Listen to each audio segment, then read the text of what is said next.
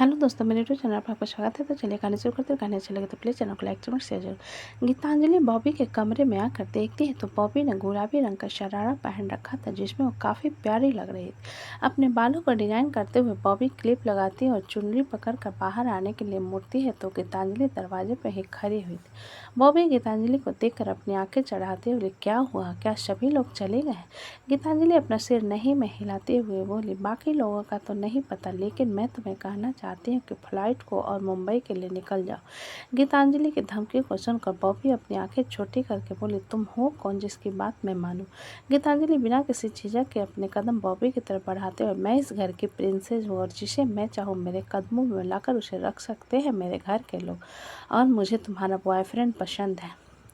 जिसे सुनकर बॉबी हल्का सा मुस्कुराकर बोले, तुम्हें पता है विकल्प तुम्हारा क्या होता है? गीतांजलि अपनी आंखें चढ़ाते हुए, भाई है मेरा तो विप्लव भी तुम्हारा भाई हुआ, क्योंकि विकल्प भाई और विप्लव दोनों भाई है और मैं तुम्हारी भाभी, और तुम अपने भाई के साथ नाजायज रिश्ते में रहना चाहती हो। बॉबी ने हल्का सा हंसकर कहा, जिसे सुनकर गीतांजलि बॉबी को घूरते हुए बोली, विप्लव सारंग का हमारे घर से कोई लेना देना नहीं है, इसलिए वो अनजान है हमारे लिए। बॉबी एक गहरी सांस लेकर गीतांजलि से बोली, मैं उसे तुम्हारे साथ नहीं बांट सकती, और उससे भी जरूरी अगर विप्लव को पता चला कि तुम मेरे साथ किस तरीके से बात कर रही थी, वो तुम्हारी पूरी इज्जत उतार देगा, क्योंकि उसे किसी की फीलिंग से कोई मतलब नहीं है सिवाय अपनों के। गीतांजलि बॉबी की बात सुन अपना सिर हिलाते हुए बोली, तो ठीक है, देखते हैं तुम्हारा प्यार ज़्यादा ताकतवर है या मेरी ताकत। इतना कहकर गीतांजलि कमरे से बाहर चली जाती है। बॉबी जाती हुई गीतांजलि को देखा अपनी मुट्ठी मजबूती से बंद करके बोली, अभी जुबान चल रही है तो बर्दाश्त कर रही हूँ, अगर तूने कुछ भी बकवास किया कसम से मैं तुझे छोड़ूंगी नहीं। इतना कहकर बॉबी कमरे से बाहर आ जाती है और सुधांशु ध्रुवी के साथ साथ मंदिर के लिए निकल जाती है। इधर मित्तल एंड चावला हाउस में करण अपने जिम से कमरे में आता है तो देखता है नित्या आराम के साथ सो रही। करण शांत नज़रों से नित्या की तरफ देखने के बाद फ्रेश होने बाथरूम में चला जाता है। कुछ देर बाद बाथरूम पहने बाहर आता है तो देखता है नित्या अभी भी सो रही थी। करण नित्या के पास जाकर उसके गाल पर अपना हाथ रखते हुए, नित्या नींद भरी आंखों से करण की तरफ देखते हुए, क्या हुआ? करण वॉच की तरफ इशारा करते हुए, उठ जाओ, सुबह हो गई है। नित्या करण की बात सुन उठ कर बैठ जाती है और करण को अपने सामने से धक्का दे वॉशरूम की तरफ चली जाती है। करण जाते हुए नित्या को देखने के बाद वार्डरोब की तरफ जाने लगता है कि उसकी नज़र बिस्तर पर लगे लाल निशानों पर जाती है, जिसे देख करण वॉशरूम के दरवाजे के पास जा दरवाज़ा खटखटाते हुए बोला, नित्या, क्या तुम्हारे पीरियड्स आ गए हैं? ये सुन नित्या अंदर से चीखते हुए बोली, तुम जाओ यहाँ से। करण नित्या के बाद अपनी मुट्ठी मजबूती से बंद कर कमरे से बाहर निकल सीधा आरोही के बेडरूम में जाता है तो देखता है आरोही नहा धोकर रेडी हो गई थी, जिसे देख करण आरोही से बोला, आरोही, तेरे पास सैनिटरी पैड्स है क्या? क्यों भाई, आपको पीरियड आ गए हैं क्या? आरोही ने मजाक में कहा, जिसे सुन करण अपने दांत पीस कर बोला, लड़का हूँ मैं, मेरी वाइफ के लिए चाहिए। आरोही 2 मिनट करण को घूरने के बाद वार्डरोब से एक पैकेट करण की तरफ बढ़ाते हुए बोला, मुझे वो लड़की बिल्कुल नहीं पसंद है, वापस करना मत भूलना। करण आरोही की बात सुन बोला, पूरा स्टॉक मंगा दूंगा तेरे लिए, कंजूस कहीं के। इतना कहकर करण अपने बेडरूम में आकर इधर उधर देखता है तो नित्या अभी भी वॉशरूम से बाहर नहीं आई थी, जिसे देख करण बाथरूम के दरवाजे पर नॉक करते हुए, तुम्हारे लिए सैनिटरी पैड लाया हूँ, मैं रेडी होने जा रहा हूँ, बाहर रख दिया है, ले लो। इतना कहकर करण सैनिटरी पैड वहीं टेबल पर रखे क्लोजेट के अंदर चला जाता है। 2 मिनट बाद वॉशरूम का दरवाज़ा खुलता और नित्या बाथरूम पहने बाहर आती है और चुपचाप सैनिटरी पैड लेकर फिर से अंदर चली जाती है। मित्तल और चावला हाउस में करण बिजनेस सूट में ऑफिस जाने के लिए रेडी होकर बाहर आता है और अपने बालों को सेट करते हुए केशी का पिन अपने टाई पर लगा लेता है। नित्या फ्रेश होकर बाथरूम से बाहर आती है और बेडशीट निकाल कर लॉन्ड्री बैग में डाल देती है और गद्दे पर लेटते हुए ब्लैंकेट सिर तक ओढ़ लेती है, जिसे देखकर करण नित्या के पास आकर कहता है, क्या हुआ, तुम इन दिनों ऐसे ही आलसी रहती हो? नित्या ब्लैंकेट हटा करण की तरफ देखते हुए, तुम्हें कुछ खाना था क्या? करण अपना सिर नहीं में हिलाकर बोला, बीमार की तरह रहना अच्छा नहीं होता, मैं एक बीमारी के साथ रहती हूँ, क्या उससे भी बुरा है ये? नित्या ने अपनी आंखें चढ़ाते हुए कहा। जिसे सुनकर करण नित्या को घूरते हुए, एक बात बताओ, तुमने कभी कुत्ते को देखा है? रोज देखती हूँ, मेरे साथ रहता है मेरे कमरे में, कुछ नया बताओ। नित्या ने उठकर बिस्तर पर बैठते जिसे सुनकर करण अपनी मुट्ठी मजबूती से बंद करके बोला, तुम एक ऐसी पिशाचनी हो जिसके लिए चाहे जितना करो कम ही लगता है। जिसे सुनकर नित्या हंसते हुए बोले, हाँ हाँ हाँ, तुमने मेरे लिए क्या किया है सिवाय मुझे दर्द और तकलीफ को देने के? ये सुनकर नित्या को घूरते बोले, मैं चाहे तुम्हारे साथ जितना भी अच्छा रहने की कोशिश करूं, तुम्हारी ये कड़वी जुबान मुझे गुस्सा दिला देती है, क्योंकि गई तो अपने माँ और बाप पर हो। नित्या करण की बात सुन गुस्से में खड़ी हो उसे देखते हुए बोली, मैं अपनी माँ और बाप दोनों के ऊपर गई हूँ, तुम किसके ऊपर गए हो? अपनी माँ के सो कॉल्ड बॉयफ्रेंड के ऊपर, जिसने तुम्हें इस्तेमाल करके छोड़ कर फेंक दिया और तुम पैदा हो गए नाजायज की तरह। करण नित्या के गले को कसकर पकड़ते बोला, कभी मेरे सब्र का ऐसा इम्तिहान मत लो कि मैं तुम्हें जान से मार दूँ। नित्या बिना करण पर विरोध कर बोली, सच बात कड़वी लगती है करण चावला, हर वक्त तुम मेरे मम्मी और पापा को कहते हो, और आज जब मैंने तुम्हारे चरित्र पर सवाल उठाया तो तुम्हें चुभ गई। जिसे सुनकर करण झटके से नित्या को खुद से दूर करके बोला, वो तो तुम्हारी जानकारी के लिए बता दो, जिसने भी तुम्हें ये गलत इन्फॉर्मेशन दी है उसे जाकर थप्पड़ मारो, क्योंकि मैं चावला खानदान का इकलौता वारिस हूं और तुम्हें धमकी देने की वजह सिर्फ ये है कि तुमने मेरी मम्मी का कैरेक्टर बीच में लाने की कोशिश की। ये कहते हुए करण नित्या को बुरी तरीके से घूरने लगता है। नित्या करण की छुरीदार नज़र को खुद पर महसूस करके बोली, तुम चाहे अपनी जान निकाल कर रख दो मेरे सामने, जो प्यार मैं सुधांशु से करती हूँ वो तुम कभी हासिल नहीं कर पाओगे। करण नित्या की बात पर सिर्फ 2 मिनट घूरने के बाद तिरछा मुस्कुरा कर बोला, शर्त ऐसे लगाओ जिसमें चांसेस हो जीतने के, लेकिन तुम तो हारना चाहती हो। ये सुनकर नित्या करण को देखते हुए बोली, तो तुम भी सुन लो, मैं तुमसे कभी प्यार नहीं करूँगी, तुम्हें मार दूंगी, लेकिन तुमसे कभी प्यार नहीं करूँगी। नित्या की बात सुनकर करण एक डेविल स्माइल लिए अपने कमरे से बाहर चला जाता है और नित्या बस उससे जाता हुआ देखती रह जाती है। नित्या गहरी सांस लेकर करण के पीछे नीचे आती है तो देखती है चित्रांग, आरोही और करण साथ में डाइनिंग टेबल पर बैठे अपना नाश्ता कर रहे थे। नित्या नीचे आकर खड़ी हो जाती है, जिस पर बटलर नित्या की तरफ देखते हुए सिर झुकाकर कहता है, मैडम आपकी सीट वहाँ पर है। ये कहते हुए बटलर आरोही के बगल वाली कुर्सी की तरफ इशारा करता है। नित्या बटलर के इशारे को इग्नोर कर करण के सामने वाली कुर्सी पर बैठ जाती है, जिसे देखकर आरोही नित्या को कुछ कहने के लिए मुँह खोलती है। उससे पहले ही करण उसके हाथ को पकड़ उसे ना बोलने का इशारा करता है, जिसे देखकर आरोही गुस्से से अपना मुँह फेर कर चुपचाप नाश्ता करने लगती है। बटलर एक नज़र करण को देखने के बाद नित्या के लिए नाश्ता परोस देता है तो नित्या नाश्ते को बिना छुए बटलर से कहती है, मुझे आलू के पराठे चाहिए, मैं हर रोज़ ये सूखा हुआ ब्रेकफास्ट नहीं कर सकती। करण नित्या की बात सुनकर बोला, बनाना आता है ना, जाकर खुद बना लो। जिसे सुन नित्या करण की तरफ देख कर बोली, तुम इस घर के मालिक हो, तुम्हारी बीवी हूँ ना मैं, तो मैं मालकिन हुई और मालकिन घर का काम नहीं करती। आरोही नित्या की बात पर से घूरते बोले, तुम इस घर की नौकरानी भी नहीं हो, वो तो मेरे भाई ने न जाने क्या सोचकर तुमसे शादी कर ली, वरना हम इस घर की असली ओनर मेरी मॉम है। नित्या आरोही की बात सुनकर बोली, अब तुम मुझे बताओगे कि मैं इस घर में किस पोजीशन पर हूँ, जो खुद कुछ सालों बाद यहाँ कुछ दिनों बाद किसी और के घर जाने वाली है। चित्रांग नित्या को बिना किसी भाव के देखते हुए, चुपचाप नाश्ता करो, जुबान मत चलाओ। जिसे सुनकर नित्या चित्रांग को देखते हुए बोली, तुम हो कौन जो मुझे बताओगे कि मुझे क्या करना चाहिए और नहीं करना चाहिए? आरोही नित्या की बात सुन करण की तरफ देखते हुए बोली, ब्रो मुझे घर में क्लेश नहीं चाहिए, तो अपनी बीवी को कंट्रोल में रखो या मैं उसे अपनी तरफ से कंट्रोल में करूँगी। करण अपना ब्रेकफास्ट करते हुए बिना किसी भाव के बोला, जब घोड़ा अपने आप से बाहर हो जाए तो उसे चाबुक मारना चाहिए या गोली मारना चाहिए, तुम देख लो तुम्हारा घोड़ा कैसे काबू में आएगा। चित्रांग आरोही की तरफ देखते हुए बोला, आरोही तुम कुछ नहीं करोगे, ये करण और उसकी वाइफ के बीच का मैटर है। करण चित्रांग की बात सुनकर बोला, तुम अपने आप को नहीं रोक पाए ना? जिसे सुनकर चित्रांग एक नज़र नित्या को देखने के बाद करण से बोला, मुझे कोई फ़र्क नहीं पड़ता, मेरा नाश्ता हो गया है, मैं जा रहा हूँ। इतना कहकर चित्रांग उठकर बाहर की तरफ चला जाता है। सब उसे जाता हुआ बस देखते रह जाते हैं। आरोही एक नज़र नित्या को देखने के बाद चित्रांग के पीछे चली जाती है। नित्या चित्रांग के जाने के बाद कुर्सी से खड़ी हो बटलर की तरफ देखते हुए बोली, मैं अपने लिए खाना खुद बना लूँगी। इतना कहकर नित्या किचन की तरफ चली जाती है। करण उसे जाता हुआ देखने के बाद बटलर से बोला, उसे किसी भी चीज़ की ज़रूरत हो तो मुझसे पूछने की ज़रूरत नहीं है, उसे दे देना। बटलर करण की बात सुन अपना सिर हिला नित्या के पीछे किचन की तरफ चला जाता है और करण अपना ब्रेकफास्ट पूरा कर ऑफिस के लिए निकल जाता है।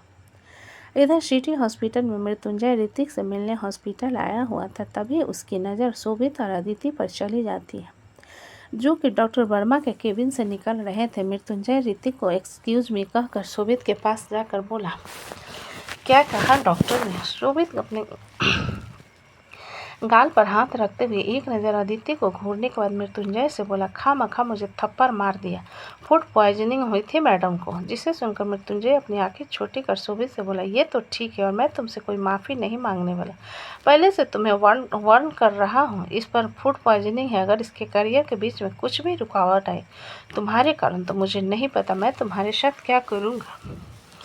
ये सुनकर शोभित मुंह बनाते हुए मृत्युंजय की तरफ देख कर बोला, अरे मुझे पता था ये प्रेग्नेंट है ही नहीं, वो तो घर वालों ने डरा दिया जिस कारण मैं बेहोश हो गया था। क्यों तुम बाप नहीं बन सकते क्या, जो इतने कॉन्फिडेंस के साथ कह रहे हो कि अदिति प्रेग्नेंट नहीं हो सकती? मृत्युंजय ने दांत पीसते हुए कहा। जिसे सुन शोभित जल्दी से बोला, मैंने कुछ नहीं कहा, लेकिन प्रेग्नेंट होने के लिए कुछ कहता उससे पहले ही रुक जाता है। मृत्युंजय अदिति की तरफ देखता है, जो कि उन दोनों को ही टुकुर टुकुर देख रहे। जिसे देख मृत्युंजय शोभित को मुंह दबाते हुए बोला, देख ताक कर बात नहीं कर सकता है, बच्ची यहाँ पर हम लोगों को देख रही है। जिसे सुनकर अदिति दांत दिखाते हुए मृत्युंजय से बोली, मुझे सब समझ आ रहा है भैया, शोभित जी क्या बात कर रहे हैं? शोभित अदिति के दांत दिखाने पर मृत्युंजय की तरफ देखता है, जो कि उसे ही घूर रहा, जिस पर शोभित जल्दी से अदिति के मुंह पर हाथ रखते हुए मृत्युंजय से बोला, मैं घर में बात कर लूँगा, ये सब छोड़िए, आप ये बताइए कि प्रकृति को होश आया? आदित्य आंखें टिमटिमाते हुए शोभित की तरफ देख उसके हाथ को मुंह से हटाते हुए बोली, प्रकृति ये तो वही है ना जिसके साथ झगड़ा हुआ था हमारा? शोभित कंफ्यूजन में आदित्य की तरफ देख कर बोला, झगड़ा हुआ था? मुझे क्या पता इस बारे में, और तुमने बताया क्यों नहीं मुझे?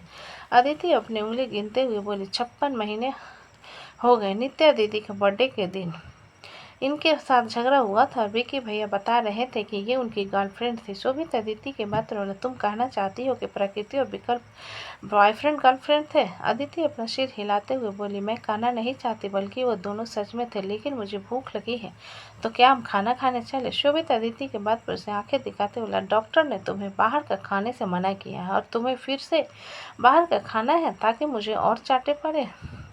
शोभित के छिड़कने पर आदित्य मुंह बनाते हुए मृत्युंजय की तरफ देखकर बोले, भैया मैंने वोमिटिंग करके सब कुछ उगल दिया था, और देखिए शोभित जो मुझे डांट रहे हैं। मृत्युंजय आदित्य की बात सुन शोभित की तरफ देखकर बोला, इसे हेल्दी ब्रेकफास्ट करने के लिए ले जाओ और उसे चिल्लाना बंद करो। शोभित मृत्युंजय की बात पर आंखें बड़ी करके बोला, मैं चिल्ला रहा हूँ, आपने देखा नहीं इस भूखर के कारण मुझे थप्पड़ पड़ा? मृत्युंजय अपना हाथ शोभित को दिखाते हुए बोला, एक और खाना है क्या? जिसे देखकर अदिति जल्दी से बोली, हाँ लगाओ लगाओ गाल पर, मुझ पर चिल्ला रहे हैं। शोभित अदिति को आंखें दिखाता है, जिस पर अदिति मुंह बनाकर अपने होठों पर उंगली रख लेती है। मृत्युंजय अदिति को देख हल्का सा मुस्कुरा शोभित से बोला, तुम दोनों की शादी की डेट शाम को निकल जाएगी, तब तक अदिति को अच्छे से ख्याल रखो और जाओ उसे घर लेकर चल, लेकिन उससे पहले कुछ से कुछ खिला देना। शोभित मृत्युंजय की बात पर मुंह बनाकर अपना सिर हिला देता है और अदिति को लेकर वहां से चला जाता है। मृत्युंजय उसके जाने के बाद ऋतिक के पास आकर बोला, डॉक्टर ने क्या कहा प्रकृति के होश में आने के बारे में?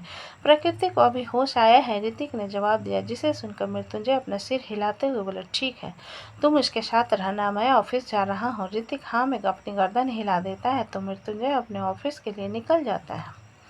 प्रकृति का वीआईपी वार्ड। ऋतिक जब वार्ड के अंदर आता है तो देखता है प्रकृति इधर उधर देख रही थी, जिसे देखकर ऋतिक अपने कदम उसकी तरफ बढ़ाते हुए बोला, टकटकी लगाकर क्या देख रही हो? घर में नहीं हो, अस्पताल में हो, वो भी तुम्हारे सो कॉल्ड ब्रदर की वजह से। जिसे सुनकर प्रकृति कंफ्यूज होकर बोली, भाई के कारण? ऋतिक अपने दांतों को किटकिटाते हुए प्रकृति के सामने आकर बोला, तुम्हारा गला दबाकर मार दूं या क्या तू है? प्रकृति हैरान होकर ऋतिक से बोली, कल मुझसे शादी किया और आज मुझे मारने की धमकी दे रहे हो? ऋतिक एक गहरी सांस लेकर प्रकृति को कसकर गले लगा लेता है, जिस पर प्रकृति दर्द से कराह जाती है। उसकी कराहट को सुनकर ऋतिक उससे दूर होकर बोला, तुम्हारी हिम्मत कैसे हुई किसी और से शादी के बारे में सोचने की? प्रकृति ऋतिक की बात सुनकर मुंह बनाते हुए बोली, ये बहुत सही है, होटल के बेडरूम में खुद किसी और के साथ थे और मुझे इसके आगे अगर तुमने कुछ भी कहा तो गोली तुम्हारे मुंह पर मारूंगा, फिर खुद भी मर जाऊंगा। ऋतिक ने प्रकृति को धमकाते हुए कहा। उसकी धमकी को सुन प्रकृति हैरानी से उसकी तरफ देखते हुए बोली, मेरे मरने पर तुम क्यों मारोगे?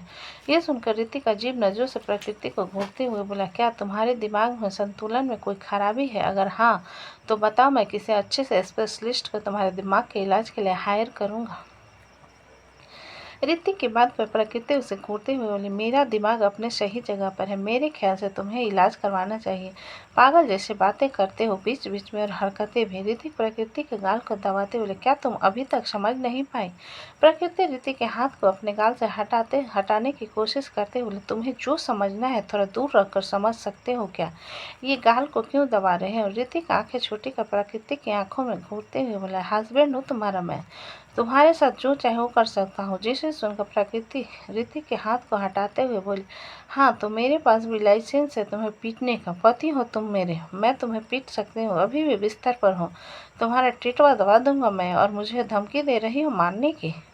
ऋतिक ने आंखें चढ़ाते हुए कहा। जिसे सुनकर प्रकृति एटीट्यूड में बोली, डरती तो मैं अपने पप्पा से भी नहीं हूँ, तुम क्या चीज हो? अभिलाष जी के जिक्र पर ऋतिक का दिमाग खराब हो जाता है और वो अपनी मुट्ठी मजबूती से बंद करके कहता है, अब बकवास करना बंद करो और आराम करो। प्रकृति ऋतिक की बात सुनकर बोली, मुझे यहाँ से डिस्चार्ज कब मिलेगा? जिसे सुनकर ऋतिक थोड़ा शरारत भरी आवाज में बोला, क्यों, डिस्चार्ज के बाद मेरे साथ अच्छे से हनीमून पर जाओगे क्या? मैं तुम्हारे साथ कोई हनीमून पर नहीं जाऊंगी। कुछ दिन बाद मेरे रिजल्ट्स आने वाले हैं। अगर मैं यूपीएससी में क्लियर कर लेती हूँ तो ट्रेनिंग पर जाना होगा, और अगर नहीं करती तो आगे की पढ़ाई की तैयारी करूँगी। प्रकृति ने बैठते हुए कहा। जिसे सुनकर ऋतिक आंखें रोल करते हुए बोला, सबसे पहले तो तुम्हें 1 महीने की फिजिकल ट्रेनिंग अटेंड करनी चाहिए, क्योंकि तुम कुछ ज़्यादा ही पतली हो। ये मुक्का दिख रहा है, अगर पड़ गया ना तो मुँह पर तो जबड़ा टूट कर नीचे गिर जाएगा। मुझे पतली समझकर अंडर एस्टिमेट मत करना। प्रकृति ने अपने मुक्के को दिखाते हुए कहा। जिसे देखकर ऋतिक उसके चेहरे को पकड़कर उसके होठों पर अपने होठ रखकर उसके होठों को शक करने लगता है। प्रकृति अचानक ऋतिक के किस करने से हैरान हो जाती है, उसके कॉलर को कसकर पकड़ लेती है। कुछ देर बाद ऋतिक प्रकृति को होठों से दूर हो उसकी तरफ देखते हुए कहता है, कल तुम्हें डिस्चार्ज मिल जाएगा। प्रकृति पाउट बनाते हुए ऋतिक की तरफ देखकर बोले, तुम मुझसे प्यार करते हो ना? ऋतिक अपना सिर नहीं में हिलाकर बोला, नहीं, तुम खुशकिस्मती पाल रही हो। ऋतिक के फिर से रिजेक्शन प्रकृति उसे खुद से दूर करते हुए, मुझसे बात मत करना, पनौती कहीं कि जब भी मेरी जिंदगी में आते हैं कुछ ना कुछ होता रहता है मेरे साथ। ऋतिक प्रकृति के बात सुन उसे अपना फोन दिखाते हुए बोला, देखो हम दोनों की शादी हो की वीडियो है, अब मेरे सामने एटीट्यूड मत दिखाना। प्रकृति ऋतिक के हाथ से फोन लेकर पटकते हुए बोली, तोड़ दिया ना तुम्हारा फोन? ऋतिक प्रकृति के दोनों बाजू को पकड़ कर बोला, तुम्हें भी उठाकर पटक दूं उसी की तरह? तुमने कहा ना कि मेरे हाथ पैर नाजुक है, तो तुम्हें कॉमन सेंस नहीं है कि अगर तुम मुझे पटकोगे तो मेरे हाथ पैर टूट जाएंगे? प्रकृति ने भोला सा चेहरा बनाते हुए कहा। जिसे सुनकर ऋतिक अपने दांत पीस कर बोला, तुम बस एक बार ठीक हो जाओ, फिर देखना तुम्हारा क्या हाल करता हूँ मैं। इतना कहकर ऋतिक प्रकृति को बिस्तर पर ठीक से बैठा देता है तो प्रकृति अपने हॉस्पिटल गाउन के ठीक करते हुए कहती है, हाथ जोड़ने पर मजबूर कर दूंगी, देख लेना, बड़े आए मुझे देखने वाले, बैठी तो हूँ तुम्हारे सामने, देखो ना। ऋतिक एक गहरी सांस लेकर प्रकृति की तरफ देखते हुए बोला, तुम्हें पता है ना मेरे साथ रहने के क्या क्या रूल रेगुलेशन है? खुद सबको लाइन मार सकता है लेकिन मैं किसी को लाइन नहीं मार सकती। खुद रात रात भर बाहर रह सकता है लेकिन मैं घूमने के लिए क्लब भी नहीं जा सकती। खुद अपनी मर्जी का खाना खा सकता है लेकिन मैं अपनी मर्जी का खाना भी नहीं खा सकती। तुम्हारे so called rule and regulation, प्रकृति ने मुंह बनाते हुए कहा। जिसे सुनकर ऋतिक प्रकृति को आंखें दिखाते हुए बोला, प्रकृति, ऋतिक खन्ना, आई वार्न यू, अगर तो इन सभी चीज़ों में से तुमने किसी भी रूल को ब्रेक किया मैं तुम्हारे टीथ ब्रेक कर दूंगा। ऋतिक के प्रकृति के नाम को खुद के नाम के साथ जोड़ने पर प्रकृति कुछ अजीब सा लगता है लेकिन अंदर से ही उसे गुदगुदी महसूस होने लगती है, जिस कारण मुस्कुराते अपना सिर हिला देती है। उसे मुस्कुराता हुआ देखकर ऋतिक अपने दांत पीस कर बोला, पागल की तरह क्यों मुस्कुरा रही हो? ऋतिक के पागल करने पर प्रकृति उसे घूरते हुए, एक बार ये आईवी में मेरे हाथ से निकलने तो फिर बताती हूँ तुम्हें। ऋतिक प्रकृति को इग्नोर कर जाकर सोफे पर बैठ जाता है। जिसे देखकर प्रकृति जोर से कहती है, शल्लू बेबी। प्रकृति के शेरवन को निकनेम से बुलाने पर प्रकृति ऋतिक उसे घूरते हुए अपने शब्दों को चबा कर बोला, प्रकृति, तुम इस तरीके से शेरवन को निकनेम से नहीं बुला सकती और वो तुम्हारा बेबी कब से हो गया है? प्रकृति ऋतिक के धमकी को इग्नोर कर फिर से बोली, शल्लू, रावीन, कहाँ हो मेरे प्यारे यारों? प्रकृति के चिल्लाने पर सेल्वन और रॉबिन दोनों अंदर आ जाते हैं, लेकिन उन्हें ठंड लगने लगती है। दोनों अपना सिर घुमा सोफे की तरफ देखते हैं, जहाँ पर ऋतिक खून पीने वाले राक्षस की तरह उन दोनों को खून को पीने का तैयार बैठा हुआ था। ऋतिक को जानलेवा नज़र को खुद पर महसूस कर सेल्वन जल्दी से प्रकृति से बोले, यस मैडम, आपको कुछ काम था? प्रकृति सेल्वन की बात सुनकर बोली, शर्लू, ये तुम कैसी बात कर रहे हो? मुझे तुम लोगों से बात करनी थी। तुम्हारा बॉस एक नंबर का नरक का देवता आदमी है, बात ही नहीं करता ठीक से। रॉबिन प्रकृति की बात पर बोला, सेल्वन का तो कुछ नहीं कह सकते, लेकिन मैं आपसे बात। ये कहते कहते रॉबिन की आवाज़ उसके गले पर ही अटक जाती है, क्योंकि सेल्वन ने उसके हाथ को कसकर पकड़ लिया था। रॉबिन सेल्वन के हाथ को पकड़ने पर सिर घुमा उसकी तरफ देखते हुए आईब्रो ऊपर करता है, जैसे पूछ रहा हो क्या हुआ। उसी समय सेल्वन सोफे की तरफ इशारा कर देता है, जहाँ पर ऋतिक रॉबिन को बुरी तरीके से घूर रहा था। ऋतिक रॉबिन को घूरते हुए बोला, रॉबिन, तुम कुछ ज़्यादा ही फ्री हो नहीं तो क्या न गोवा वापस जाकर तुम वहाँ के काम को संभाल लो। रॉबिन ऋतिक की बात सुन जल्दी से बोला, नहीं बॉस, मैं बहुत ज़्यादा बिजी हूँ, अभी मुझे थोड़ी खातिरदारी करनी बाकी है। ऋतिक रॉबिन की बात को इग्नोर कर सेल्वन की तरफ देखते हुए बोला, सेल्वन, इसको गोवा भेजने की तैयारी करो, और तुम मेरी बीवी चाहे चिल्लाते हुए थक कर बेहोश हो जाए, तुम उसके आसपास नहीं आओगे।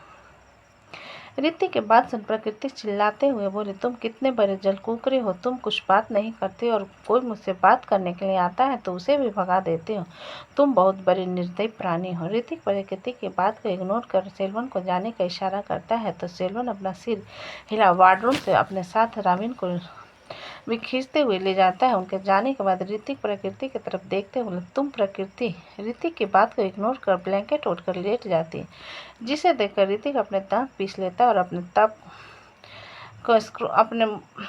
टैब को स्क्रॉल करने लगता है। जिस इधर श्री जगन्नाथ टेम्पल हैदराबाद में विकल्प यज्ञ में बैठ चुका था। वहां पर 21 पंडित बैठे मंत्र उच्चारण के साथ विकल्प के लिए पूजा कर रहे थे। कुछ ही देर बाद उनकी यज्ञ पूरी होती है और विकल्प अपनी जगह से खड़ा हो जाता है। तभी बाहर 3 गाड़ियां आकर रुकती है, जिसमें से पहले वाली गाड़ी से 2 मर्दराज जोड़ा बाहर आता है और उसके पीछे वाली गाड़ी से 58 साल का आदमी और 55 साल की औरत बाहर आती है और उसके पीछे वाली गाड़ी से बॉडीगार्ड्स बाहर आते हैं। तो चारों अंदर की तरफ अपने कदम बढ़ा देते हैं। अधिराज जी आ रहे हैं, लोगों की तरफ देख विकल्प के पास आकर बोले, विकी, तुम्हारे दादा दादी और चाचा चाची आ गए, उनका आशीर्वाद ले लो। विकल्प अधिराज की बात पर अपना सिर हिला देता है, अपने दादा नरेंद्र राजन के पाँव छूता है तो उसके सिर पर हाथ फेर देते हैं। फिर वो अपनी दादी कौशल्या जी के पाँव छूता है तो वो भी उसकी नज़र उतारते हुए उसके माथे को चूम लेती है। विकल्प अपने चाचा और चाची विश्वनाथ राजन सुमित्रा राजन के सामने आता है तो उसकी चाची मुस्कुराते हुए विकल्प के गाल किस करके बोली, कितना प्यारा और क्यूट है हमारा विकी। विकल्प थोड़ा सा हैरान होकर बोला, हेलो चाची। सुमित्रा विकल्प की तरफ बॉक्स बढ़ाते बोले, हैप्पी बर्थडे। विकल्प अपना सिर नहीं में हिलाते बोले, इसकी ज़रूरत नहीं थी, रख लो। विश्वनाथ जी ने 2 टूक जवाब दिया, जिसे सुन विकल्प ज़्यादा नानुकुर ना करते हुए गिफ्ट बॉक्स रखकर सुमित्रा से बोला, थैंक यू। अधिराज जी विश्वनाथ जी की तरफ देखते हुए बोले, विश्व, अथर्व कहाँ है? सुमित्रा अधिराज जी की बात सुनकर बोली, उसको एक इम्पोर्टेंट मीटिंग आ गई भैया, इसलिए वहीं पर चला गया है। अब क्या कर सकते हैं, मेरा इकलौता बेटा, सारा बिजनेस उसी के कंधे पर है। बेचारे को चैन से बैठकर सांस लेने का भी मौका नहीं मिलता। विश्वनाथ जी सुमित्रा की तरफ देखते हुए, चुप रह सकती हो? सुमित्रा विश्वनाथ जी को कोल्ड नेचर को देखकर थोड़ी नाराजगी से बोली, जैसे आप हो ना वैसे ही बच्चे को बना कर रखा है, थोड़ा कूल बनो, मेरी तरह, ठीक कहना? विकी ये कहते हुए सुमित्रा विकल्प की तरफ देखती है, जिस पर विकल्प जल्दी से अपना सिर हिलाते हुए बोला, हाँ चाची, सही कहा। जिसे देख सुमित्रा विकल्प की तरफ इशारा करते हुए विश्वनाथ जी से बोली, अब तो मैं विकी के साथ बैठकर ही बातें करूंगा, नहीं करती आपके अथर्व और गीतांजलि से बातें। विश्वनाथ जी उसे इग्नोर कर अधिराज की तरफ देखते हुए बोले, आ रहा होगा भैया। अधिराज जी अपना सिर हिला विकल्प की तरफ देखकर बोले, विकी, कपड़े दान कर दो, तैयारी हो गई है। विकल्प अपना सिर हिलाकर मंदिर के दूसरी तरफ चला जाता है। गीतांजलि उसके जाने के बाद विश्वनाथ जी के पास आ उसे गले लगाते हुए बोले, after long time date. Sumitra Geetanjali को अपने सीने से लगाते हुए, माँ के भी गले लगा लिया कर, मैंने जन्म दिया है, तेरे बाप ने नहीं। गीतांजलि मुंह बनाकर सुमित्रा के साइड से गले लगाते के बाद विश्वनाथ जी की तरफ देखकर बोले, ब्रू कहाँ है? विश्वनाथ जी सुमित्रा की तरफ इशारा करते हुए अपनी बरबोली माँ से पूछो। सुमित्रा विश्वनाथ जी को घूरने के बाद गीतांजलि से बोली, मीटिंग में क्या है? गीतांजलि कुछ पल सोच कर बोली, ये कौन सी मीटिंग है जो घर के फंक्शन होने पर भी चलती है? सुमित्रा गीतांजलि की आंखें दिखाते हुए बोली, खबरदार, अगर मेरे बेटे को कैरेक्टर पर सवाल उठाया तो तुम भी कोई काम नहीं हो। गीतांजलि सुमित्रा को इग्नोर कर विश्वनाथ जी की तरफ देखकर बोले, हमें भी मंदिर के अंदर चलकर दर्शन कर लेना चाहिए। विश्वनाथ जी अपना सिर हिला गीतांजलि के हाथ को पकड़ उसे अपने साथ लेकर अंदर की तरफ चले जाते हैं। सुमित्रा उन दोनों को जाता हुआ देख आसमान की तरफ देख कर बोली, हे भगवान, मेरा धर्म कहाँ होगा। तभी एक मर्सिडीज मंदिर के पार्किंग में आकर रुकती है, जिसमें से 25 साल का एक लड़का बाहर आता है। उसके चेहरे पर ठंडा भाव थे, लेकिन उसके गले पर काफ़ी सारे लव बाइट्स के निशान थे, जो थोड़े बहुत गौर से देखने पर दिख रहे थे। वो लड़का अपने कॉलर को ठीक करते हुए उन्हें भी ढक देता है और ड्राइवर को जाने का इशारा कर अपने कदम अंदर की तरफ बढ़ा देता है। वो लड़का चलते हुए सीधा उस तरफ आता है जहाँ पर विकल्प गरीबों को खाना और कपड़े दे रहा था। अधिराज जी की नज़र पर जब उस लड़के पर जाती है तब वो विकल्प के कंधे पर हाथ रखते हुए कहते हैं, विकी, तुम्हारा बड़ा भाई अथर्व। विकल्प सिर घुमाकर अथर्व को तरफ देखते हैं और अपना सिर हिलाते हुए कहता है, मुझे क्या करना होगा। अधिराज जी विकल्प की बात पर बोले, जैसे तुम्हारे सारे भाई अथर्व भी वैसा ही, उनके साथ जैसे रहते हुए वैसे इसके साथ रहना। तभी विप्लव भागते हुए जा विकल्प के पीछे छुप बोला, भाई मुझे बचा लो, मोटी मुझे मार डालेगी। विकल्प विप्लव को अचानक आने से हड़बड़ा जाता है और सामने देखता है तो रिया पतली से स्टिक पकड़े भागते हुए वहाँ पर आ जाती है और विकल्प को देखते हुए कहती है, विकी, तुम रास्ते से हट जाओ, वरना तुम्हारे बर्थडे के दिन तुम्हें डंडे पड़ जाएंगे। मैं इस विप्लव के बच्चे को छोड़ेंगे नहीं। विकल्प उन दोनों के झगड़े को देख इरिटेट होकर बोले, यार, तुम दोनों बच्चों की तरह हमेशा झगड़ते क्यों रहते हो? क्या किया है बापी ने? तभी वहाँ पर आटे के चूरन प्रसाद को अपने चेहरे पर लगाए बॉबी आ जाती है, जिसका चेहरा रोने जैसा हो गया था। रिया बॉबी को देख उसकी तरफ इशारा करते हुए विकल्प से, देख क्या हालत किया है बॉबी का। विकल्प हैरानी से विप्लव की तरफ देखते हुए बोला, विप्लव, तुम कोई छोटे बच्चे नहीं हो, ये क्या मस्ती की है तुमने? पूरा प्रसाद उसके चेहरे पर क्यों लगा दिया? विप्लव सिर निकल कर विकल्प की तरफ देखते हुए छोटा सा मुंह बनाकर, मैंने कुछ नहीं किया, मैंने उसे प्रसाद दिया तो कहती है कि मुझ बन जाएगा मेरा, तो मैंने पाउडर लगा दिया। विकल्प एक गहरी सांस लेकर बॉबी की तरफ देखते हुए बोला, बॉबी, जाकर चेहरा साफ कर लो। विप्लव जल्दी से बॉबी के पास जाकर अपना रुमाल निकाल कर उसके चेहरे को साफ करते हुए बोला, मैं तो मस्ती कर रहा था। रिया विप्लव को घूरते हुए डंडे से उसके पीठ पर मारती है तो विप्लव घूरकर रिया की तरफ देखता है। वहीं अथर्व उन चारों को लगातार घूरे जा रहा था। वो अधिराज जी के पास जाकर उसके पास पाँव छूते हुए बोला, नमस्ते बड़े पापा। अधिराज जी अथर्व के कंधे पर थपथपाकर उसे विकल्प से मिलाते हुए बोले, अथर्व, ये तुम्हारा छोटा भाई है विकल्प। जिसे सुनकर अथर्व थोड़ा कटाक्ष करते हुए बोला, कुछ अजीब नहीं लगता बड़े पापा? इतने साल तक मेरा कोई भाई नहीं था, अचानक मेरा 24 साल का एक भाई पैदा हो गया। विकल्प अथर्व की आवाज़ में अपने लिए खटास महसूस कर पा रहा था, जिसे समझते हुए अथर्व से दूर रहने का ही ख्याल अपने दिमाग में लाता है और शांत आवाज़ में अथर्व से कहता है, डोंट वरी, मैं सिर्फ नाम का बेटा हूँ, बाकी काम तो आपको ही करना है। अथर्व विकल्प की बात पर तिरछी मुस्कान के साथ बोला, कहने से कुछ नहीं होता, हक जताने ही तो इतने सालों के बाद आए हो। पहले लगता था मैं इस घर का इकलौता राजकुमार हूँ, लेकिन मैं गलत था। मुझसे बड़ी हिस्सेदारी तो तुम हो। अथर्व की बात सुन अधिराज जी बोले, अथर्व, इसमें हिस्सेदारी वाली कोई बात नहीं है, हम सब साथ रहते हैं ना, और विकल्प तुम्हारा छोटा भाई है। अथर्व अधिराज की बात पर अपना सिर हिलाकर बोला, बिल्कुल सही बड़े पापा, और मैं अपने छोटे भाई का बहुत प्यार से ख्याल रखूंगा, इतना प्यार से कि उसे सब चीज़ें बहुत जल्दी समझ आ जाएगी। अधिराज जी के मुस्कुराते हुए अपना सिर हिला देते हैं और बाकी लोगों की तरफ चले जाते हैं। अधिराज जी के जाने के बाद अथर्व विकल्प की तरफ देखते हुए बोला, मुझे नहीं पता कि इतने साल कहाँ थे, लेकिन तुम्हें यहाँ नहीं आना चाहिए था, क्योंकि मैं अपने हिस्से का कोई चीज़ हो या सामान किसी के पास नहीं छोड़। विकल्प एक मिस्टीरियस मुस्कान के साथ बोला, एक्चुअली मुझे चैलेंज बहुत पसंद है। अगर आप कहते हैं कि मुझे इस जायदाद से कोई मतलब नहीं है तो तुम इसे रख लो, तो शायद मैं आपको दे देता, लेकिन अब मज़ा आएगा आपके साथ खेलने में। अथर्व विकल्प की मुस्कान को देख उसके साथ डेविल स्माइल कर देता है। तभी पीछे से एक जानी पहचानी आवाज़ आती है, अथर्व। विकल्प सिर घुमाकर उसे तरफ देखता है जहाँ पर डार्क ग्रीन कलर का सूट सलवार पहने वर्षा खड़ी हुई। वर्षा को वहाँ देख विकल्प हैरान हो जाता है। वर्षा बिना विकल्प की तरफ देखे अथर्व के पास आ उसकी तरफ देख कर बोली, तुमने कहा था आधे घंटे पहले पहुंच जाओगे, लेकिन ये मैं बेवकूफ़ लगती हूँ तुम्हें। अथर्व वर्षा के हाथ को पकड़ते हुए बोला, सॉरी बेबी, मेरे भाई से तुम मिलो, ये मेरा भाई है विकल्प राज, जो कुछ दिन पहले ही पैदा हुआ था। अथर्व की बात पर वर्षा विकल्प की तरफ देख अपना हाथ आगे बढ़ाकर बोली, नाइस टू मीट यू, मैं अथर्व की गर्लफ्रेंड हूँ। तो दोस्तों, कहानी कैसी लगी मुझे कमेंट में लिखें। अच्छी लगे तो प्लीज़ चैनल को लाइक करें, सब्सक्राइब करें और ज़्यादा से ज़्यादा शेयर करें। कहानी को पूरा सुनने के लिए धन्यवाद।